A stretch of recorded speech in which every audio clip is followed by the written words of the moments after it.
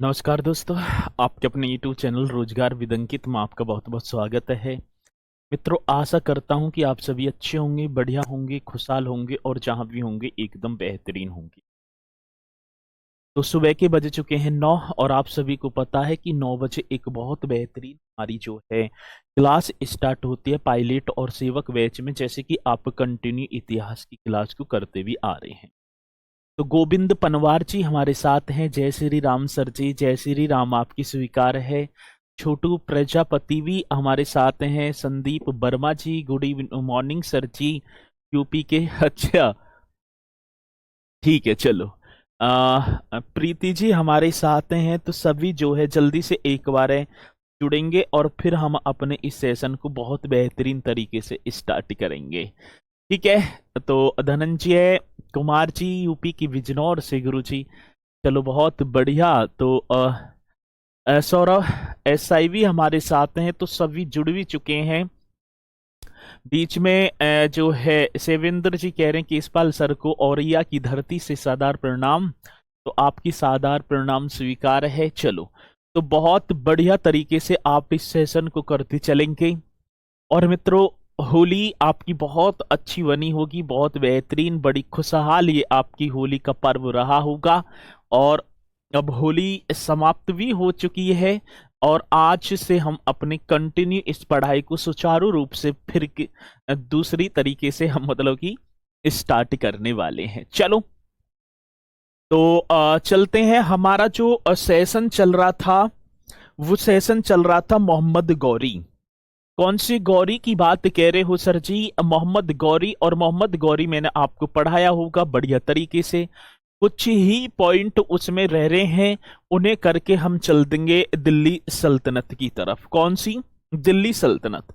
तो पहले मैं मोहम्मद गौरी की बात करूं तो मेरे प्यारों, मोहम्मद गौरी ने 1175 ईस्वी में, ठीक है ना, भारत पर आक्रमण कर दिया। करमाथी यदि मैं बात करूं, वहां कौन सा एक मुस्लिम वंश था, करमाथी वंश था, उसको पराजित करके फिर मेरे प्यारों पुनः 1178 ईस्वी में, ठीक है ना, गुजरात पर आक्रमण करता है। गुजरात पर चालुक्य सोलंकी वंश के राजा थे, भीम द्वितीय या मूल राज द्वितीय मैं उसे बोलूं, तो उन्होंने मेरे प्यारों मोहम्मद गौरी को पराजित कर दिया। और मोहम्मद गौरी की भारत में प्रथम पराजय थी, जिसका नाम था 1178 का युद्ध। ठीक है, तो यहीं से हम स्टार्ट करेंगे। ठीक है, चलो। तो 1178 ईस्वी में कौन सी वर्ष की बात होगी, तो हम करते चलेंगे भाई, ठीक है ना। 1178 ईस्वी में ये आपको लिखना है बहुत बढ़िया तरीके से। और पॉइंट टू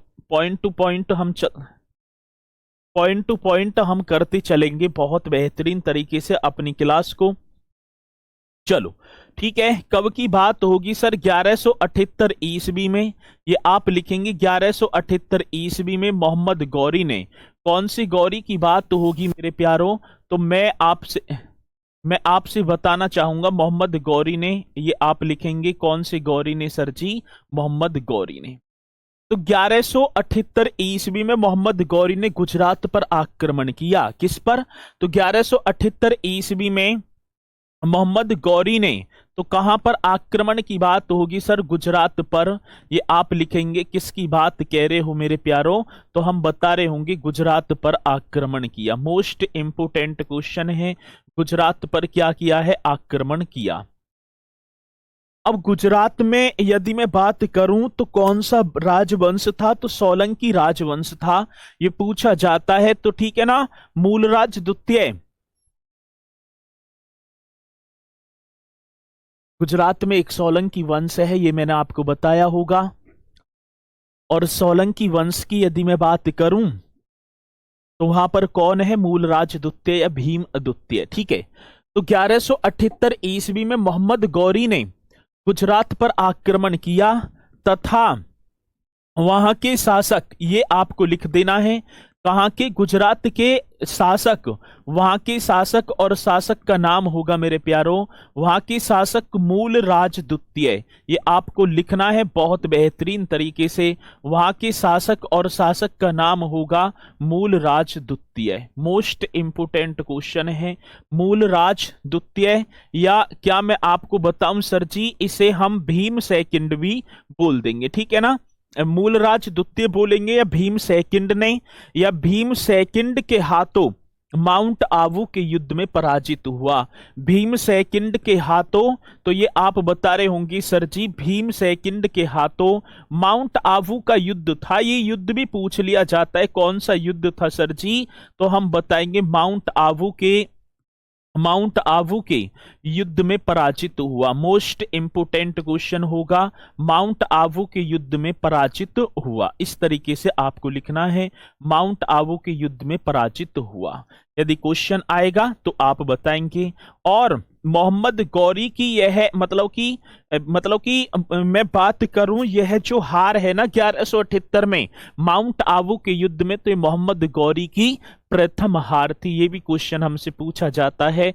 और भैया होली का शरीर था, वो शरीर था क्या दिन था, और मैं भी तोड़ दिया बाल करना होली में, मेरा भी शरीर काम ना कर रहा, ठीक है। तो चलो, इसका मतलब होगा तो भैया एक बार जो है करते चलेंगे बढ़िया तरीके से। भाई शरीर रहा सारा का सारा दुख, लेकिन क्लास करेंगे बढ़िया तरीके से, क्लास करेंगे सुख के साथ, और शरीर रहा दुख, ठीक है। चलो, हाँ, तो हम बताएंगे, ठीक है ना।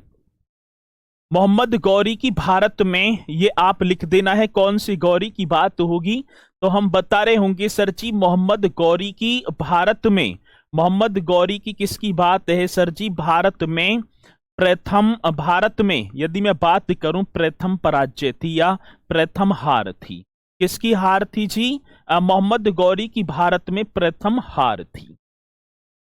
तो क्वेश्चन बड़ा बेहतरीन होता है कि आजे की मोहम्मद गौरी की भारत में प्रथम हार, तो 1178 ईस्वी में माउंट आबू का जो युद्ध होगा मेरे प्यारों, कौन से युद्ध की बात होगी, तो हम बता रहे होंगे माउंट आबू का जो युद्ध होगा उसमें ये हार गया। और इस युद्ध का नेतृत्व यदि मैं बात करूं तो आप बताएंगे मूल राजदूत की एक विधवा मां है जिसका नाम था नायिका देवी। कौन सी देवी है?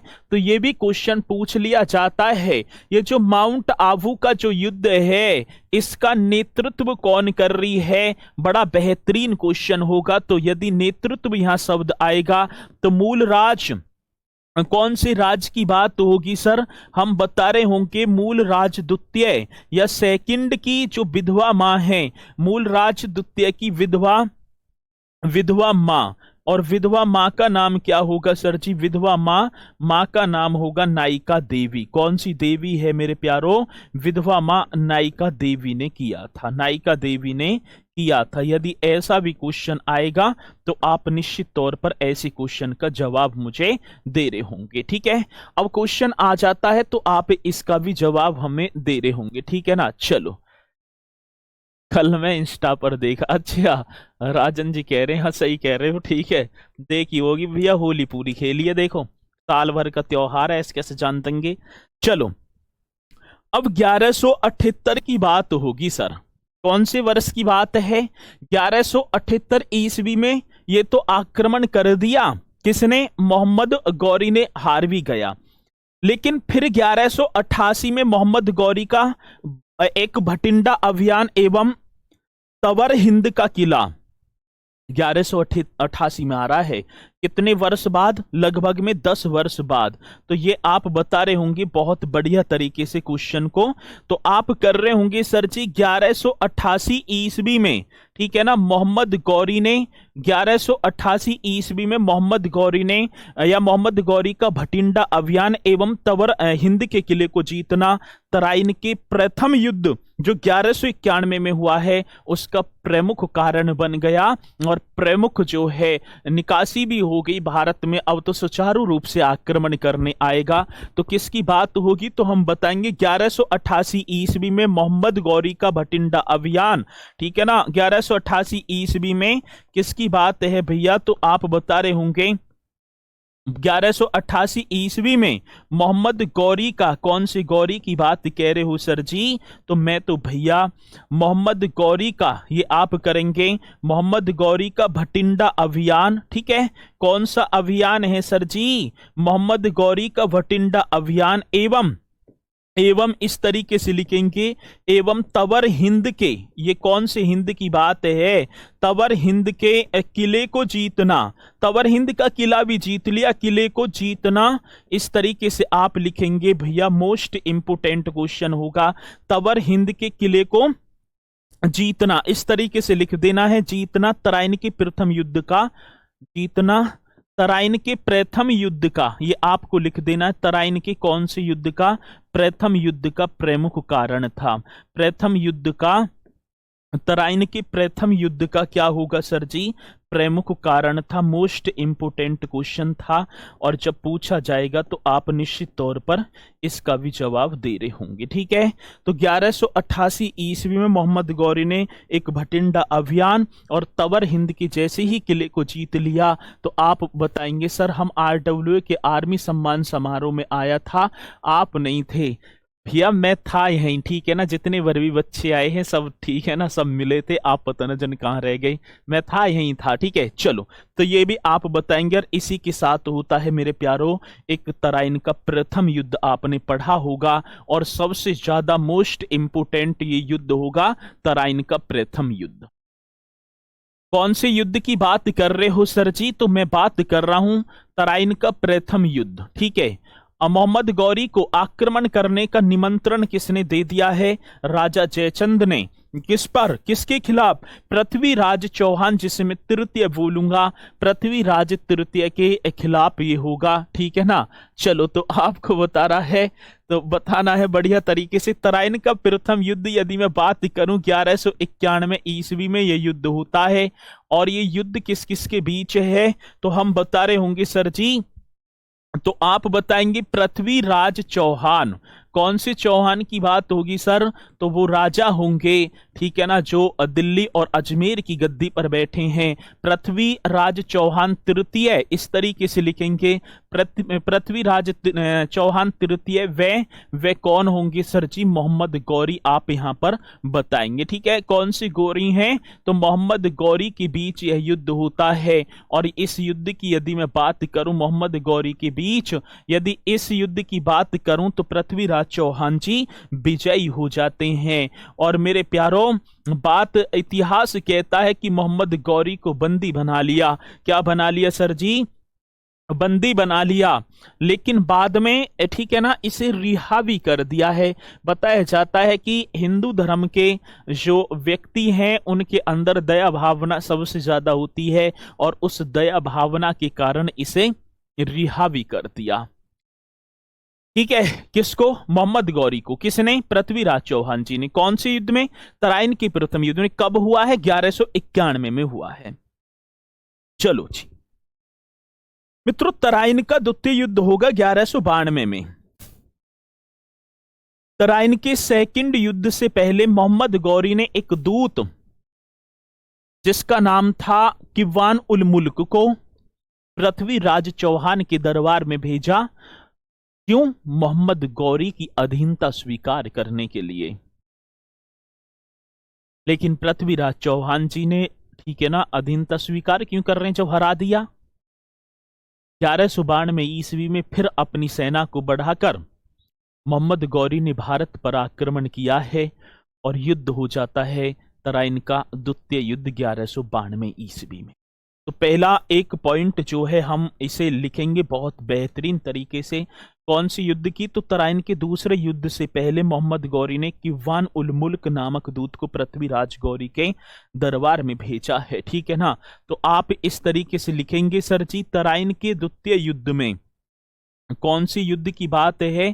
तराइन के सेकंड युद्ध में। तराइन के द्वितीय युद्ध में ये आपको बताना होगा। तराइन के द्वितीय युद्ध से पहले, ठीक है ना, तराइन के द्वितीय युद्ध से पहले वैसे इसे आप नोट ही कर, वैसे ही याद रख लेना, मैं मुंह जबानी बोले दूंगा, ठीक है ना। तो तराइन के द्वितीय युद्ध से पहले मोहम्मद गौरी ने एक किवान उल मुल्क नामक दूत को पृथ्वीराज चौहान के दरबार में भेजा कि मोहम्मद गौरी की आप अधीनता स्वीकार कर लो। लेकिन वो अधीनता क्यों स्वीकार करेंगे? नहीं करेंगे। इसी के साथ मेरे प्यारो एक और युद्ध होता है जिसका नाम होगा तराइन का सेकंड युद्ध। कौन सा? तो हम बता रहे होंगे सर जी, तराइन का द्वितीय युद्ध। ये आपको हेडिंग डाल देनी है बढ़िया तरीके से।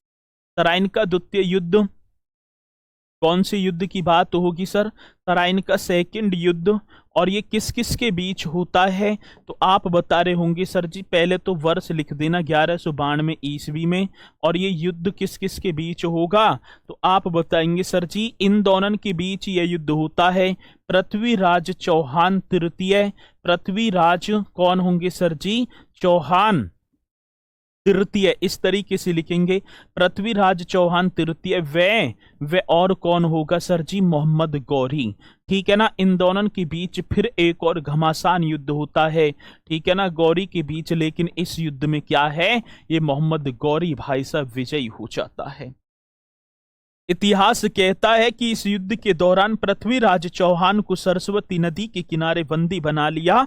और बंदी बनाने के बाद भैया अपने साथ काबुल ले गए, बोले तो अफगानिस्तान ले गए। ठीक है ना। चलो, इसको नाम तो लिखा सर, लिखो सर जी, किसका?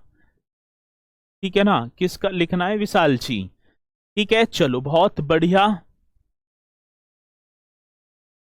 ठीक है, चलो, आलाउदल का इतिहास तो नहीं पढ़ाया, क्या बोल रहे हो भैया? चलो सर जी, ये दोनों क्वेश्चन हाँ पहले भी करा दिए मैंने, जब पृथ्वीराज चौहान आए होंगे। लेकिन यह मोहम्मद गौरी की बात है तो उसमें भी हमें कराने होंगे। ठीक है। और विजय कौन होता है? तो मोहम्मद गौरी। तराइन का सेकंड युद्ध। अब इस युद्ध में, तराइन के द्वितीय युद्ध के बाद मोहम्मद गौरी ने दिल्ली व अजमेर पर नियंत्रण स्थापित कर दिया और भारत में मुस्लिम साम्राज्य की नींव डाल दी मेरे प्यारों। ठीक है ना। तो इस युद्ध के बाद तराइन का द्वितीय युद्ध जैसे ही जीता है, अब इस युद्ध को जीतने के बाद क्या कर दिया? तो तराइन के द्वितीय युद्ध के बाद मोहम्मद गौरी ने, यदि मैं आपसे बात करूंगा सर, तो आप बता रहे होंगे तराइन के द्वितीय युद्ध के कौन से युद्ध की बात है सर? हम बताएं। हाँ, तराइन के सेकंड युद्ध के बाद मोहम्मद गौरी ने मेरे प्यारो, कौन सी गौरी की बात चल रही है? मोहम्मद गौरी ने इस तरीके से कर देना है, मोहम्मद गौरी ने दिल्ली व अजमेर पर, मोहम्मद गौरी ने दिल्ली व अजमेर पर, ये आप बता रहे होंगे, दिल्ली व अजमेर पर नियंत्रण स्थापित कर दिया। ठीक है ना। क्या सर जी? नियंत्रण, ये आप बता रहेंगे बहुत बेहतरीन तरीके से। नियंत्रण स्थापित, यदि मैं बात करूं, कर भारत में मुस्लिम साम्राज्य की नींव डाल दी। तराइन के द्वितीय युद्ध के बाद मोहम्मद गौरी ने दिल्ली व अजमेर पर नियंत्रण स्थापित करके क्या कर दिया? स्थापित कर भारत में, ये आपको लिख देना है, भारत में सर जी, भारत में मुस्लिम साम्राज्य की नींव डाल दी। भारत में कौन सी साम्राज्य की? तो हम बताएंगे भारत में मुस्लिम साम्राज्य की नींव डाली। भारत में मुस्लिम साम्राज्य की अब भैया नींव तो डल गई है। ठीक है, दिल्ली की गद्दी पर ही। ठीक है। अब एक जगह रह रही है कन्नौज। वो कन्नौज जो कभी, ठीक है ना, यदि मैं बात करूं सर जी,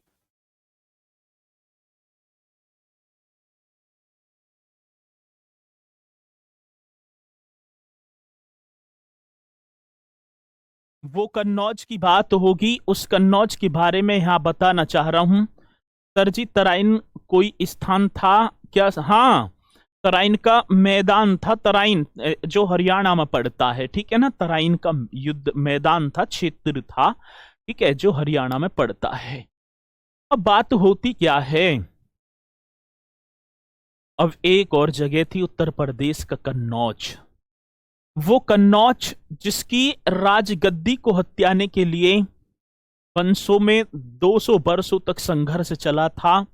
आवागमन का प्रसिद्ध केंद्र होने के कारण, और यदि मैं बात करूं कृषि योग्य भूमि की उपलब्धता, कृषि योग्य क्षेत्र मतलब बहुत बेहतरीन था उस समय कन्नौज का। और कन्नौज की गद्दी पर कौन बैठा था? तो राजा जयचंद था। वो राजा जयचंद के बारे में यहाँ पर बात कर रहा हूं। वो राजा जयचंद मेरे प्यारो, जो कभी, ठीक है ना, मोहम्मद गौरी को भारत पर आक्रमण करने का निमंत्रण भेज रहा है।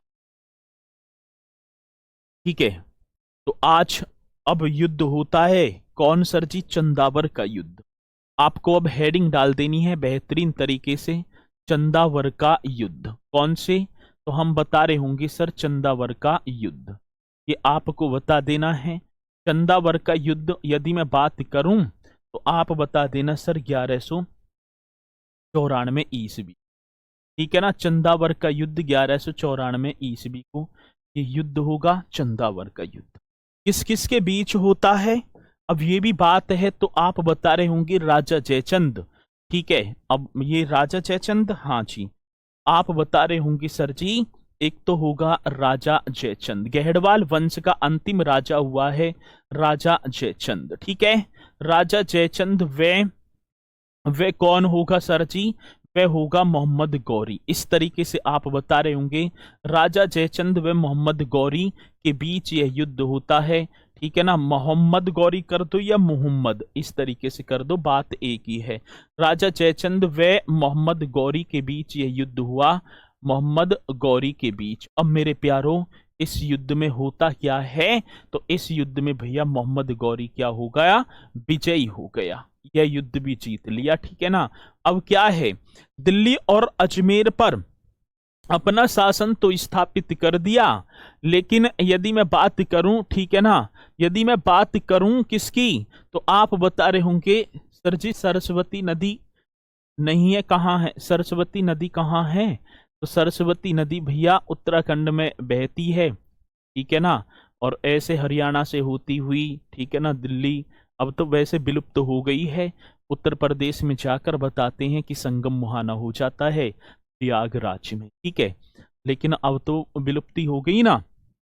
राजा जयचंद व मोहम्मद गौरी के बीच, और इस युद्ध में विजयी कौन होता है? मोहम्मद गौरी। कौन सा युद्ध होगा सर जी? चंदावर का युद्ध। कन्नौज को अपने नियंत्रण में जो है ले लिया। हाँ, कन्नौज को किसमें? अपने अधीन कर लिया। और मेरे प्यारो ये कन्नौज ही है, चंदावर का जो युद्ध हो रहा है आज, इसकी वर्तमान स्थिति की मैं बात करूं, उत्तर प्रदेश के फिरोजाबाद जनपद में अवस्थित है। पहले इटावा में पड़ता था क्षेत्र, आज फिरोजाबाद में है। कन्नौज को अपने नियंत्रण में लेकर एक सिक्का चलाया मोहम्मद गौरी ने, जिसके एक तरफ देवी लक्ष्मी की आकृति व दूसरी तरफ कलमा खुदा हुआ था। ठीक है, तो ये क्वेश्चन भी बड़ा सुंदर सा होगा, और जब पूछा जाएगा तो आप निश्चित तौर पर ऐसे क्वेश्चन का जवाब हमें दे रहे होंगे। ठीक है, कन्नौज विजय के पश्चात मोहम्मद गौरी ने, मेरे प्यारो, तो हम लिख रहे होंगे कौन सी विजय की बात है सर जी? तो हम बताएं कन्नौज विजय के पश्चात। ठीक है, ये आप लिखेंगे बढ़िया तरीके से, कौन सी विजय की बात कह रहे हो? कन्नौज विजय के पश्चात, तो हम बताएंगे सर मोहम्मद गौरी ने। कौन सी गौरी ने? तो कन्नौज विजय के पश्चात मोहम्मद गौरी ने एक सिक्का चलाया है। कौन सी? ये जो चंदावर का जो युद्ध है, ठीक है ना, तो कन्नौज विजय के पश्चात मोहम्मद गौरी के जो सिक्के हैं ये हम बताएंगे। ठीक है ना, मोहम्मद गौरी के सिक्के। ठीक है, चलो जी, मोहम्मद गौरी के सिक्कों पर क्या है सर जी? सिक्कों पर ऐसे लिख देना है, एक तरफ ये हम बताएंगे, एक तरफ देवी लक्ष्मी की आकृति, एक तरफ किसकी आकृति होगी सर जी? देवी लक्ष्मी की आकृति। ये मोस्ट इंपोर्टेंट क्वेश्चन है। लक्ष्मी है, देवी जो है आकृति, वे मेरे प्यारो वे, ठीक है ना, सिक्कों पर देवी लक्ष्मी की आकृति, वे दूसरी तरफ, ये मैं आपसे बात करूं सर, दूसरी तरफ ये आपको बताना है, दूसरी तरफ कलमा खुदा था। दूसरी तरफ क्या खुदा था? तो हम बताएंगे कलमा खुदा था। ये भी क्वेश्चन मोस्ट इंपोर्टेंट। कन्नौज विजय के पश्चात मोहम्मद गौरी के सिक्कों पर एक तरफ देवी लक्ष्मी आकृति व दूसरी तरफ कलमा खोद दिया और मोहम्मद गौरी ने मेरे प्यारों 56 गिरैन का दिल्ली कला नामक एक सिक्का भी चलवाया है। ठीक है, ये भी क्वेश्चन यदि पूछा जाएगा तो पहले तो कौन सी विजय के पश्चात, ये चंदावर का जो युद्ध है ना, ये किसके लिए लड़ा जा रहा है? कन्नौज पर। ही तो है गढ़वाल वंश। ठीक है ना। अब जैसी कन्नौज विजय हुई है, मोहम्मद गौरी ने मेरे प्यारों क्या कर दिया, एक तरफ देवी लक्ष्मी की आकृति और दूसरी तरफ कलमा खुदवाया और एक सिक्का चला दिया। ठीक है, चलो। मोहम्मद गौरी ने 56 गिरैन का दिल्ली कला यदि मैं बात करूं नामक एक सिक्का भी चलवाया था। ये आप लिख रहे होंगे सर जी मोहम्मद गौरी ने। ठीक है, कौन सी गौरी की बात है? मोहम्मद गौरी ने 56 गिरैन, ये आप बताएंगे सर जी। मोहम्मद गौरी ने 56 गिरैन, मतलब कितने? 56 गिरैन का दिल्ली कला। ठीक है ना, 56 गिरैन का दिल्ली कला नामक सिक्का भी चलवाया था। दिल्ली, यदि मैं बात करूं दिल्ली कला नामक सिक्का भी चलवाया। दिल्ली कला नामक सिक्का भी, ये आप लिख देना सर जी, नामक सिक्का भी चलवाया। ठीक है, ये आपको बताना है। दिल्ली जो है सिक्का भी चलवाया। किसकी बात है? मोहम्मद गौरी ने 56 गिरैन का दिल्ली कला नामक सिक्का भी चलवाया मेरे प्यारों, या मैं बात करूं चलवाया था। ये क्वेश्चन है। युद्ध पर युद्ध किए मोहम्मद गौरी ने, हार नहीं मानी। और ठीक है ना, हार मानेंगे क्यों भैया? तो व्यक्ति लड़ने को आ रहा है तो वो हार क्यों मानेगा? जिसके मन में है साम्राज्य स्थापित करना तो वो तो करके ही जाएगा ना। ठीक है, कंटिन्यू युद्ध लड़ रहा है, कभी सेना की बढ़ोतरी, कभी घटोतरी, कभी किसी राजा से संबंध स्थापित किए, लेकिन कर दिया काम। ठीक है ना, चलो जी। गिरैन का मतलब है, मतलब कि वजन। ठीक है, यदि हम जान लगे सुनार की दुकान पे तो बोलते हैं ना कितने गिरैन का आज ये, कितने उसका है, ये अंगूठी है कितने गिरैन की है, कितने तोले की है, इस तरीके से माप होती थी। ठीक है ना। तो 56 गिरैन का जो है सिक्का चलवाया था किसने? मोहम्मद गौरी ने। चलो मित्रों, 15 मार्च 1206 ईस्वी की बात है। सिंधु नदी का तट था और दमयक नामक स्थान पर वापिस लौटते समय, शाम के वक्त नमाज पढ़ते समय, ठीक है ना, कई इतिहासकार कहते हैं कि मोहम्मद गौरी की हत्या जो की है खोकरो जनजाति ने, और कई कहते हैं करमाथी जनजाति के लोगों ने, करमाथी लोगों ने। तो अब मारो इसे भी मारो। ठीक है, यदि मैं मृत्यु की बात करूं तो सर जी मृत्यु आप बता देना। कै 15 मार्च 1206 ईस्वी की बात होगी मेरे प्यारों। कै मार्च की बात है सर? हम बताएंगे 15 मार्च 1206 ईस्वी को। 15 मार्च 1206 ईस्वी को, ये आपको बताना है। 15 मार्च 1206 ईस्वी को। अब स्थान कौन सा होगा? दमयक नामक स्थान पर, सिंधु नदी के तट पर। ठीक है ना, 1206 ईस्वी को दमयक ऐसे लिखना है। दमयक नामक स्थान पर, कौन से स्थान की बात होगी मेरे प्यारों? दमयक नामक स्थान पर, ठीक है। कौन सी? सिंधु नदी के तट पर। नदी कौन सी होगी? तो हम बताएंगे सिंधु नदी के तट पर मेरे प्यारों, नदी के तट पर। ठीक है ना। नवाज, शाम के समय की बात होगी। नवाज पढ़ते वक्त, कैसे वक्त की बात है? नवाज पढ़ते वक्त, ये आप बताएंगे वक्त। ठीक है ना। खोखर जनजाति ने, ठीक है, कौन सी भैया? खोखर जनजाति के लोगों ने हत्या कर दी। ठीक है, जनजाति के लोगों ने, ठीक है, जनजाति के लोगों ने क्या कर दिया भैया? हत्या कर दी, मार दिया। किसको? मोहम्मद गौरी को। लेकिन इतिहासकारों में भी मतभेद है। कुछ इतिहासकार कहते हैं, ठीक है ना, चंदावर के युद्ध के बाद राजा जयसिंह का हुआ था, उसको भी मार डाला। अच्छा, कहां राजा जयसिंह कहां? आगे यहाँ। चलो, तो ये आप बता रहे होंगे यदि क्वेश्चन आएगा तो। ठीक है, 15 मार्च 1206 ईस्वी, इसको भी क्या कर दिया भैया? मार दिया। ठीक है, चलो अब मैं एक बात बताऊं आपको, मोहम्मद गौरी की कोई संतान नहीं थी। कोई भी संतान नहीं थी। इसके दो भाई साहब यदि मैं बात करूं प्रसिद्ध सेनापति थे, एक का नाम था बख्तियार खिलजी और एक का नाम था कुतुबुद्दीन ऐबक। कुतुबुद्दीन ऐबक को भारत का राजपाट दिल्ली और अजमेर का शासक बनाकर चला गया और जी के बख्तियार खिलजी को कहा तो काबुल की मैं बात करूंगा राजपाट दिया था। ठीक है, नोट्स बनाने जरूरी हैं भैया। ठीक है, ये आपको कर देंगे तो ये भी ठीक है। यदि मैं बात करूं किसके नहीं है सर जी, मोहम्मद गौरी के कोई भी संतान नहीं थी, कोई भी संतान नहीं थी। अब बात किसकी आएगी, 1206 में गौरी की मृत्यु के बाद उसके गुलाम थे, गुलाम का नाम था कुतुबुद्दीन ऐबक ने भारत में मेरे प्यारो एक गुलाम जो है राजवंश की नींव डाल दी। ये आप लिख रहे होंगे बहुत बढ़िया तरीके से। ठीक है, चलो अब मृत्यु तो हो गई है। ठीक है, यदि मैं मृत्यु की बात करूं तो आप लिखेंगे कुतुबुद्दीन ऐबक की मृत्यु की माफी चाहूंगा गौरी की मृत्यु करना है। गौरी की मृत्यु के बाद ठीक है ना, मृत्यु के बाद ये आपको लिखना है गुलाम होगा। ठीक है ना, गौरी की मृत्यु के बाद गुलाम कुतुबुद्दीन ऐबक ने, कौन से ऐबक की बात होगी, प्रसिद्ध सेनापति भी है कुतुबुद्दीन ऐबक ने मेरे प्यारो किसकी, गौरी की मृत्यु के बाद गुलाम कुतुबुद्दीन ने, ठीक है, या कुतुबुद्दीन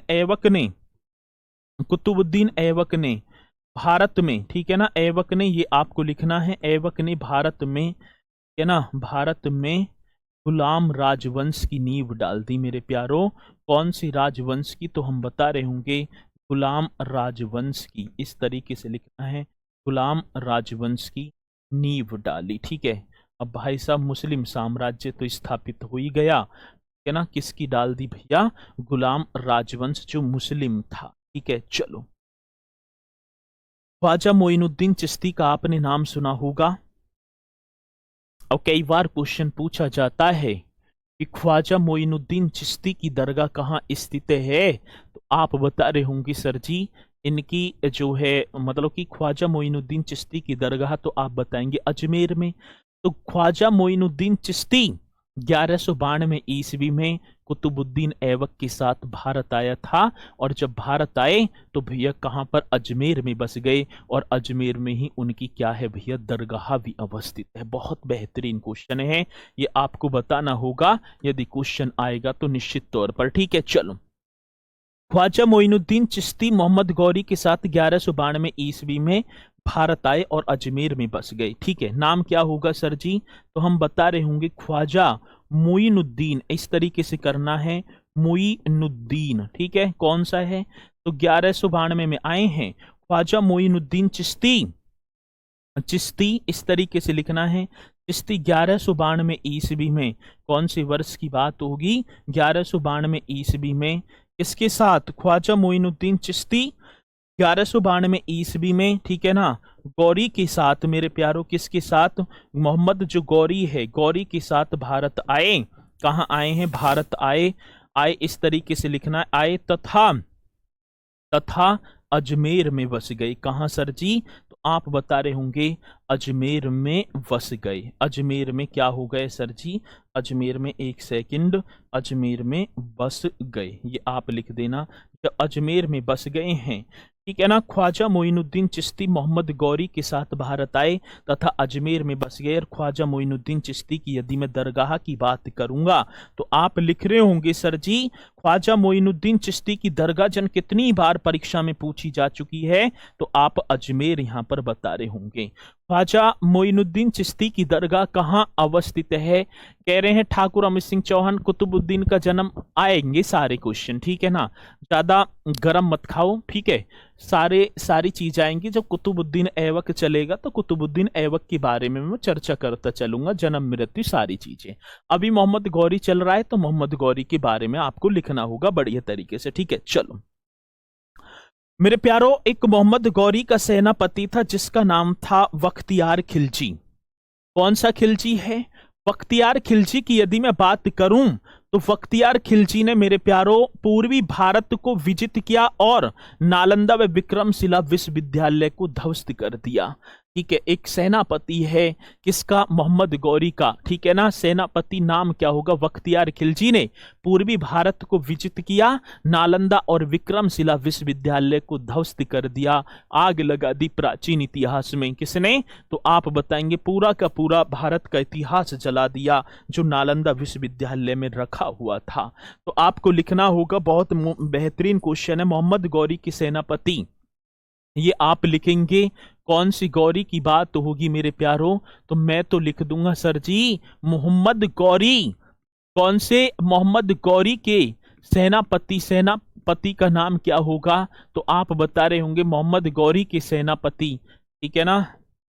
एक सेकंड, मोहम्मद गौरी के क्या होंगे सर जी, सेनापति, सेनापति का नाम क्या है, मोहम्मद गौरी के सेनापति बख्तियार, इस तरीके से आप लिखेंगे बख्तियार, बख्तियार खिलजी ने, ये आप लिख देना बहुत बेहतरीन तरीके से, बख्तियार खिलजी ने। यदि क्वेश्चन आए तो हम बताएंगे मोहम्मद गौरी के सेनापति बख्तियार खिलजी ने पूर्वी भारत को, ठीक है ना, कौन सी भारत की बात है, तो सर जी पूर्वी भारत को विजित किया, विजित का मतलब जीत लिया, पूर्वी भारत को विजित किया, ठीक है ना, विजित किया, तथा यही आपको लिख देना है किया, तथा क्या होगा सर जी, नालंदा एवं किया, ऐसे लिखते चलेंगे बहुत बेहतरीन तरीके से। नालंदा व विक्रमशिला विश्वविद्यालय को, नालंदा व आप बताएंगे सर जी विक्रमशिला, कौन से की बात होगी सर जी, नालंदा व विक्रमशिला विश्वविद्यालय को मेरे लालो ध्वस्त कर दिया, ठीक है ना। नालंदा व विक्रमशिला विश्वविद्यालय को आप लिख देना विश्वविद्यालय को सर जी, विश्वविद्यालय को ध्वस्त कर दिया, क्या कर दिया, ध्वस्त किया। मोस्ट इंपोर्टेंट क्वेश्चन होगा, किसकी बात होगी, तो बात अब आता है क्वेश्चन, जन कितनी बार हमसे पूछा गया कि क्या क्वेश्चन पूछा गया सर जी, कि नालंदा एवं विक्रमशिला विश्वविद्यालय को किसने ध्वस्त किया था, तो आप बता रहे होंगे, ठीक है ना। अच्छा, तो आप बता रहे होंगे सर जी उसका नाम होगा बख्तियार खिलजी, और इसने क्या है तो हम बताएं सर, हाँ पूर्वी जो भारत है, पूर्वी भारत को भी विजित कर लिया। आर्य बात समझ में यहां तक, चलो जी अब यहां तक पॉइंट आपके समझ में आए होंगे। अब इसी के साथ मेरे प्यारों आपको हेडिंग डालनी है दिल्ली सल्तनत, मैं आपसे यहां लिख दूंगा दिल्ली सल्तनत, ठीक है। यहां तक तो हो गया भैया आपका क्या, तो यहां तक तो आपने पढ़े थे तुर्की आक्रमणकारी, अब आप पढ़ेंगे दिल्ली सल्तनत, ठीक है। चलो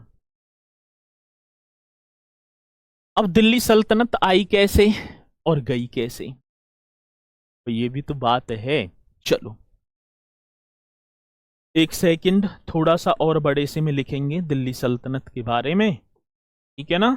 चलो जी आप इस तरीके से दिल्ली सल्तनत, ठीक है। चलो कौन सी सल्तनत की बात होगी सर जी, दिल्ली सल्तनत, ये आप करना।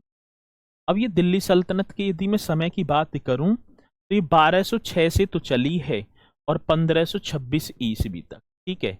1206 से लेकर कब तक की बात होगी, तो आप बता रहे होंगे 1526। अब यहां से लगा लो, तो आप बता देंगे सर जी कितने वर्षों तक शासन हुआ है इनका, 320 वर्षों तक, ठीक है ना। 320 वर्षों तक सुल्तानों ने राज किया है। अब इसे कर देंगे डिब्बा में आप इस तरीके से बंद, ठीक है। दिल्ली सल्तनत में कितने वर्षों तक शासन हुआ है, तो हम बता रहे होंगे सर ये तो 300, ठीक है ना, 320 वर्षों तक। चलो अब बात होगी तो भैया किसकी होगी, तो यहां पर बात होगी, चलो इस तरीके से यदि मैं आगमन की बात करूं, ये जो दिल्ली सल्तनत का आगमन है, तो ये आप बता रहे होंगे यदि इस आगमन की बात होगी तो आप बता देना सर जी कैसे, तराइन का द्वितीय युद्ध, मेरे प्यारों कौन सी युद्ध की बात है, तराइन का सेकंड युद्ध, यदि मैं बात करूं तराइन का द्वितीय युद्ध, और आपने पढ़ा भी होगा।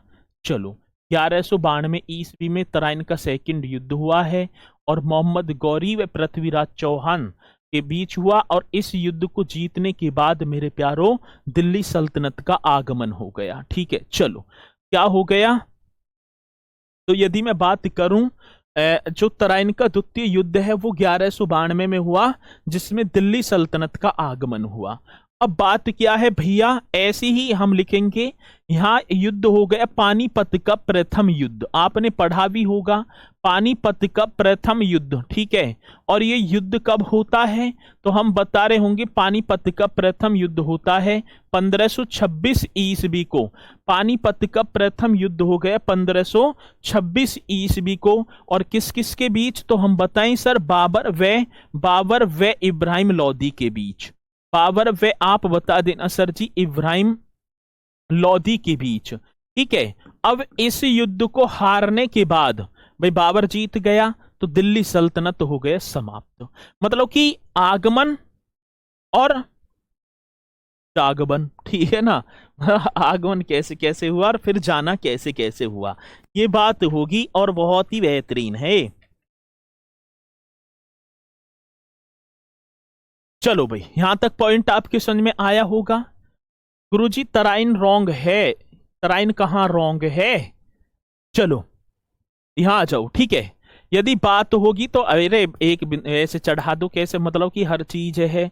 अब इतने तो थोड़े बहुत तो आप भी जो है एक्टिव हैं, चढ़ा सकते हो। भाई यार हद है, अब तो गोलू जी आपसे हद है कतई। चलो अब इसकी यदि मैं बात करूं सर, इसमें आए हैं 5 वंश। कितने वंश आए हैं भैया, 5 वंश। अब वे 5 वंश मतलब कि कौन कौन से होंगे, उन्हें हम पढ़ेंगे एक बार बढ़िया तरीके से। एक आपने पढ़ा होगा भैया जिसका नाम होगा, यदि मैं बात करूं सर जी, गुलाम या दास वंश। मैं इसे ऐसे भी लिख सकता हूं, गुलाम या कौन सा वंश होगा, तो हम बता रहे होंगे सर जी गुलाम या दास वंश आप बता रहे होंगे।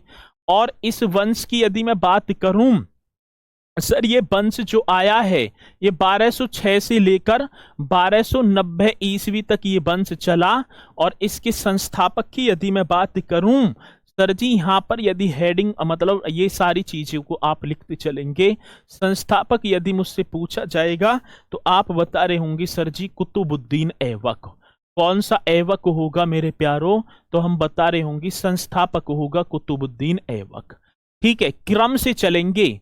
यदि मैं बात करूंगा किसकी, तो पहला जो वंश आया है वो होगा आप, ठीक है ना, पानीपत के बैटल में बाबर जीत गया। गुलाम या दास वंश बोलेंगे 1206 से 1290 तक ये वंश रहा। और संस्थापक कौन था, कुतुबुद्दीन ऐबक, आप इसका जवाब देंगे। और इस वंश में मेरे प्यारो यदि मैं बात करूं 11 शासक आए हैं। टोटल शासकों की बात होगी तो आप बता रहे होंगे 11 शासकों ने राज किया है। कितने, 11। यहां तक बात समझ में आई। चलो अब दूसरे की बात होगी, कौन सा, सेकंड। अब दूसरा होगा भैया, दूसरा जो वंश आता है उसका नाम होगा खिलजी वंश। मोस्ट इंपोर्टेंट क्वेश्चन ये चल रहे हैं और इनके संस्थापक भी पूछे जाते हैं, तो आप बताएंगे बहुत बढ़िया तरीके से। तो आप बता देना सर जी, इस वंश के समय की बात एक बार लिख देंगे 1290 से लेकर 1320, ठीक है। कब तक होगा, 1290 से चला है और 1320 तक, ठीक है। अब यदि संस्थापक की बात होगी तो आप बता रहे होंगे सर जलालुद्दीन, जलालुद्दीन ऐसे लिख देना है, जलालुद्दीन, जलालुद्दीन फिरोज खिलजी। कौन से खिलजी की बात होगी सर, जलालुद्दीन फिरोज खिलजी आप बता रहे होंगे।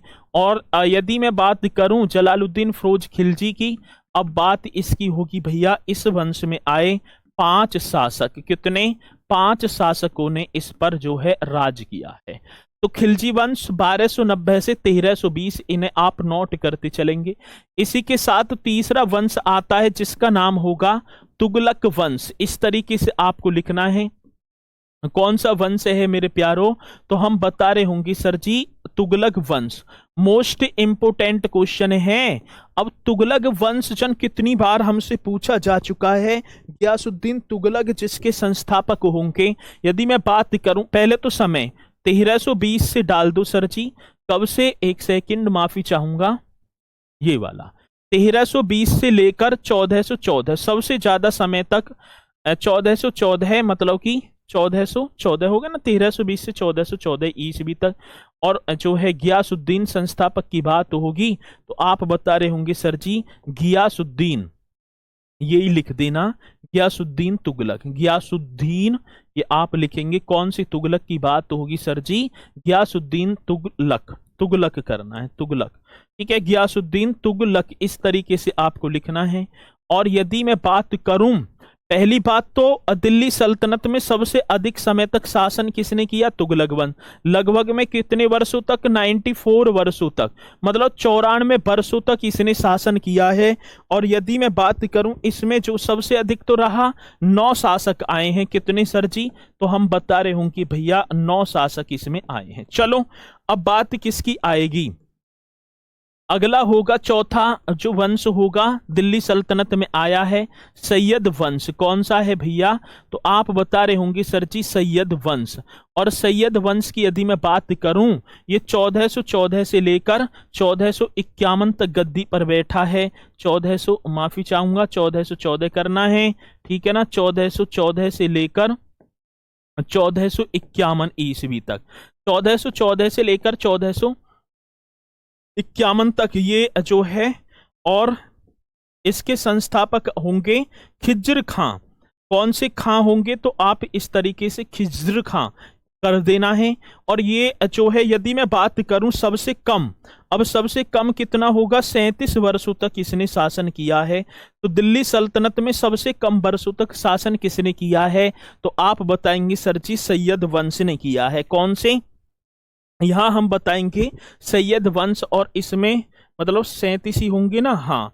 और इसमें जो है 4 शासक आते हैं। कितने? 4 शासक, ये आप बता रहे होंगे कितने शासक होंगे? 4 शासकों ने शासन किया। सबसे ज्यादा तुगलक वंश, सबसे कम सैयद वंश। ठीक है, इसी के साथ 5वां जो राजवंश आएगा वो अंतिम होगा, 5वां। इस तरीके से आपको पहले लिख देना, 5वां। और 5वां कौन सा होगा सर जी? लोदी वंश। ठीक है ना। कौन सा वंश है मेरे प्यारों? तो हम बता रहे होंगे सर, लोदी वंश आप करेंगे। और 1451 से लेकर 1526 ईस्वी तक ये गद्दी पर बैठेंगे। संस्थापक की बात होगी सर, तो आप बताएंगे भैया बहलोल लोदी। संस्थापक यदि मुझसे पूछा जाएगा तो मैं एकदम बताऊंगा, ठीक है ना, बहलोल लोदी। ये आपको बताना होगा। कौन से लोदी की बात होगी? तो सर बहलोल लोदी आप बता रहे होंगे। और यदि मैं बात करूं इसमें कितने, तो 3 शासकों ने शासन किया है। और मेरे प्यारों, अंतिम जो शासक होगा उसका नाम होगा इब्राहिम लोदी। और पानीपत के प्रथम वेटल, जो मतलब युद्ध में पराजित कर दिया बाबर ने, और दिल्ली सल्तनत यहां पर हो जाएगी समाप्त। ठीक है ना। कलसिल किसका था? मतलब लंबा शासन काल तो तुगलक वंश का था ना। ठीक है, ये सभी कहां से आए थे सर जी? तो ये सभी भैया आक्रमणकारी हैं। ये भी कोई अफगान रहेगा, ठीक है ना। मतलब कि ये भारत में ही है। सेनापति मार दिया, गद्दी पर बैठ गए। इस